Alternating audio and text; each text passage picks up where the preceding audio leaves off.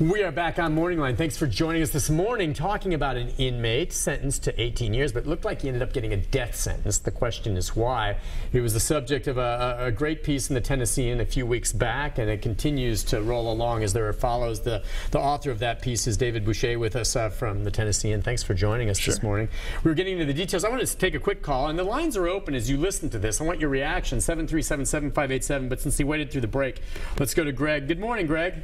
Hey, good morning, Nick. Hey, Greg. Hey, you know, when I hear about this kind of stories, it just really smells bad to me. You know, I mean, it sounds like we're just going to start hearing a bunch of excuses when you have all this evidence of the guy having all these beating marks and whip marks and all this stuff. But that's not necessarily true, though, because he could be just beaten up by other inmates, and that's just that type of life.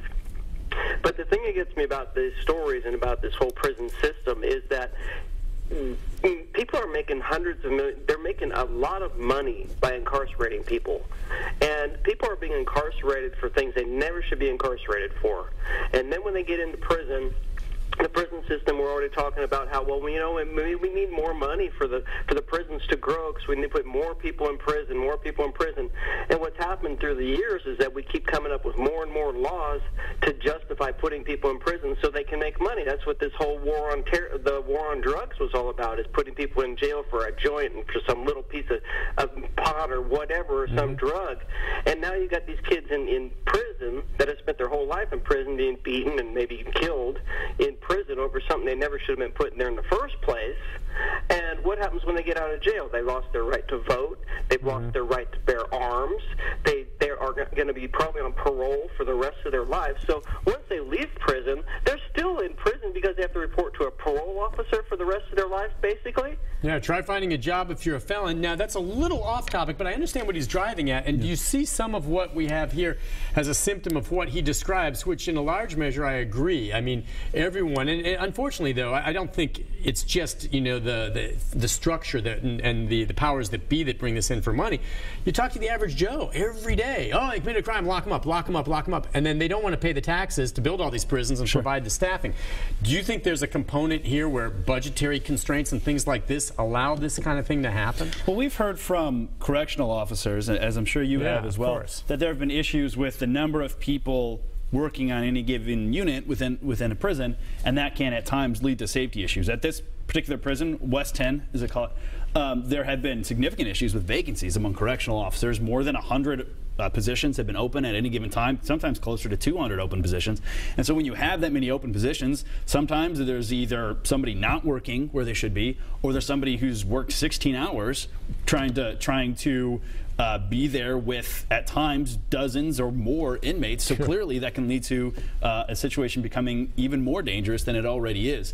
At the same time, getting to what he was talking about, there have been multiple legislative hearings looking at the prison culture and issues in Tennessee. And we heard from one yesterday from an expert from Vanderbilt University that said in the early 80s, the ratio of inmates in Tennessee to 100,000 people in the U.S. was 171. In 2013, that ratio was closer to 438 inmates. 438 inmates for every 100,000 people. Residents. So it's gone way. It's more than doubled. That's right. And actually, this expert from Vanderbilt noted that in other states where prison populations are going down, they've seen a reduction both in recidivism, so inmates committing crimes again, and in the general crime rate. Now, they haven't been drastic, but at the same time, Tennessee hasn't seen that. Tennessee's recidivism rate is massive. It's close to 40%. And so that's this expert and other experts who are clearly inmate advocates or you know, defending their own rights were making the argument that Tennessee's current prison culture is not reducing crime, and it's not helping those inmates who are in prison. Did he say, and I don't want to get too far off the article, but did he say what it is the other states that are doing to make a difference as opposed to us? Is it more money in rehabilitation of these individuals so they get out?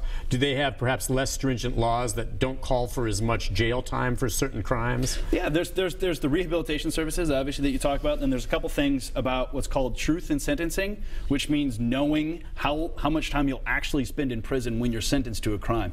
Because there's a very big difference between the amount of time you're actually sentenced to and the amount of time you actually spend in prison. And so and this is something that the state of Tennessee is looking at to make sure that an inmate and the victim knows that when that inmate goes to prison, when they'll actually get out.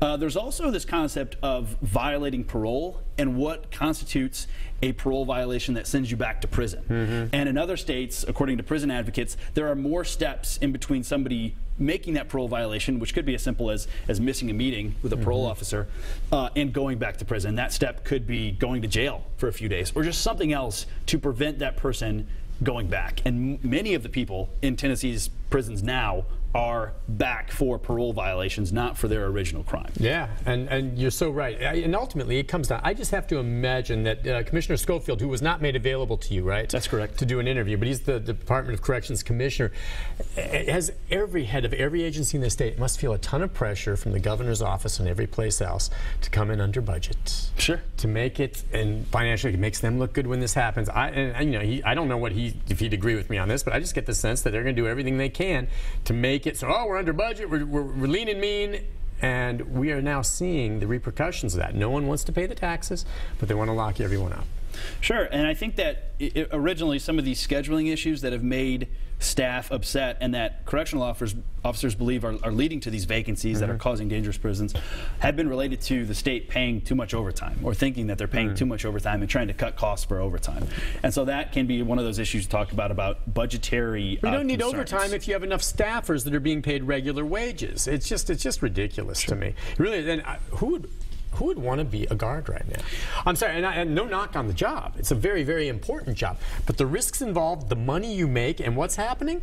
I mean, at what point is this state, and I don't know if you've seen this, is this going to get to the point where all of a sudden some of these prisons literally have to shut down sections because they don't have the guards to work it? Well, that's actually already happening. I mean, that's what people are arguing now. They've been shipping at times, again, for West 10, the prison in Henning that has the biggest vacancy issues and other issues.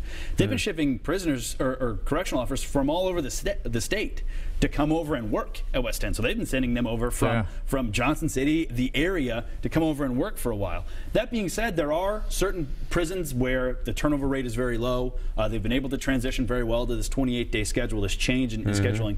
But at the same time, you're right, and that's about this not being as attractive a job as it might have been in the past, perhaps during a recession or something else. And that's actually been the governor's and other people's argument for why they're having a tough time filling these vacancies, that as the economy generally improves, there are other attractive options that might draw someone away from, this relatively dangerous work. You think? Yeah. For more money, too. We'll take a break on that. No, more of your calls, more of our conversation. We'll get back into the story as well right after this. Stay with us.